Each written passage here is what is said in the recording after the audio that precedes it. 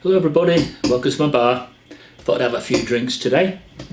So I've just finished my last can. I'm not drunk. I don't drink to excesses like I used to. Right, so on the way to work this morning, I checked out YouTube. Kind of a ritual, you know. You always want to see what's happened over the night. With there being a time lapse between the UK and America, 6 hours or something like that. So you check out your American friends, and lo and behold, I see that Parker's dropped a bombshell on us. Parker of the VAA, Vast Apostate Army, he's deciding to call it quits. He's deciding to elbow this game and move on to something else. Well, we don't know his personal circumstances, and we wouldn't pry, but if he feels as if he's come to the end of the road, then we have to respect his wishes. So we do like to openly extend our warm and thanks to him for what he's done. And if I can just highlight what the VAA have done, you've got to remember that when the VAA were going into the Kingdom Halls, while the meeting was in progress, I've always said this, and I will continue to say this, it takes a lot of courage to do that. You know, this is our form of religion at the end of the day. And to go in there and disrupt that meeting and then drop bombshells of information regarding the extent of child abuse, which they can prove because of the court cases that have come back as being the evidence of such, that takes a lot of courage. And the Vast Apostate Army, the VAA, were spearheading that, were they not? Correct me if I'm wrong, but you'll find that they were very much at the front of all that. I'm in my work uniform still, you noticed. Yeah, I was a bit angry. I got back from work after looking at Parker's goodbye to us all video, and I was a bit angry, and I thought to myself, hang about, does he know what he's doing? You know, this is like somebody getting halfway through a building project, putting all the researches into that building project, all their finances, and then walking out halfway through that project. It doesn't make sense. Parker, you're walking out on something that you started. You've put down the early foundation blocks. You've even built on those early foundation blocks, and now you're walking out. Well, I'm sorry about that. You know, I want you to be happy. Obviously, we all want you to be happy.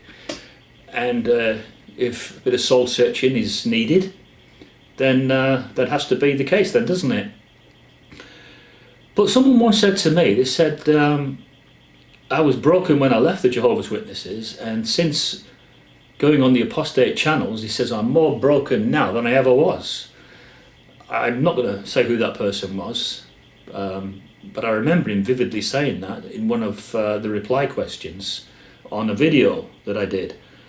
And I really pondered over that, and I thought, well, I'm not that kind of character to let it do that to me. Mainly because I have such a job where I have responsibility, and I'm always so busy to dwell on my own insecurities. So I don't think it's going to happen to me.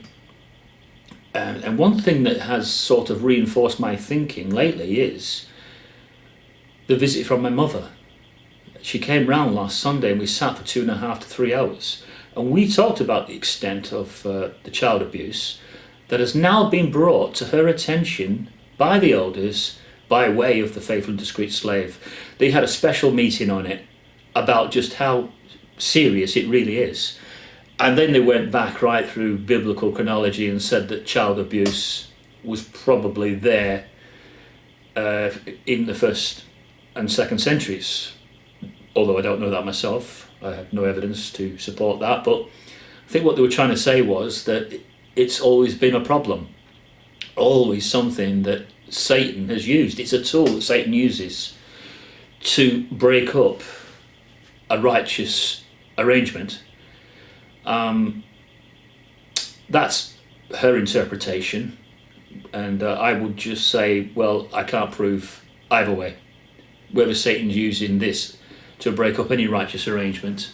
I don't know. I just know that adults shouldn't have an unhealthy interest in children. And it sickens me, and I am so glad that people like the vast apostate army were able to do their researches and were able to point all these things out at the earliest time. I'm grateful for their work, and I'm sorry to see that they've come to the end of the road. I know that they've all got lives to lead, I understand that, and some may not be living in the USA, may have moved country since. I can't say anything about your personal circumstances, I don't know enough, but you have started something, and it is an unfinished business that you're walking out on. Will you regret this, Parker, in 2 years' time? Because you started something now, and others are now following in what you started. The aggressive activism isn't as huge as it used to be. Now it's not happening from your side of things, but there's certainly a lot more people leaving and taken to YouTube. And they will have seen all your videos, and they will have seen that that textbook example of how to approach the Jehovah's Witnesses where they're in full flight magazine cart mode. I think if everybody did things like that, right from the word go, instead of coming across as angry, I think it would have been even more successful than what it is now. And it is successful, and don't think for 1 minute it's inconsequential, whatever you've done. It isn't. You know, there are a lot of people that you've helped along the way, and a lot of them will have to thank you in their own way, which I'm sure they have in comment on that last kiss off video that you did, because that's what it was, Parker, wasn't it? You were kissing off this activism and your time on YouTube and your channel. It's a shame. It is a shame, because I do see it as unfinished business. Something that you've put your heart and soul into. Also, Neil, you must have believed at one time that this was the way. You were able to sell a book on the strength of it all, and you must have believed that the only way was to take the fight to them. You were at Warwick, you were at London, at the Excel, but let's talk about Warwick. You had the Canadian television newscasters there supporting your version of events, and yet you want to walk out and all that. You know, it's like a Greenpeace member, isn't it? Campaigning for 40 years, and then when you get to the actual proof of the ice caps and the polar regions melting, they decided they don't want to become a Greenpeace member anymore. That's what it's like. You've done all that hard work, you know, you've alerted. I can't say any more than that. I am angry. I'm angry because you were doing something really good. Really good. Forget about critics. We're all going to have critics. You can't be liked 24/7. It's just impossible. And forget about thousands and thousands of subscribers. You have to do what your heart tells you. And if you get people interested in your motivations and they want to share in it, then that's great. But forget about building up that big base, you know, into 50,000, 60,000 subscribers. That doesn't happen to everybody. You know, you have to be so inclined to get it to that level. Some people will never realise that. I just hope you find what you're looking for. You know, just like the YouTube song, the U2 song, innit? I still haven't found what I'm looking for. When Bono was singing that.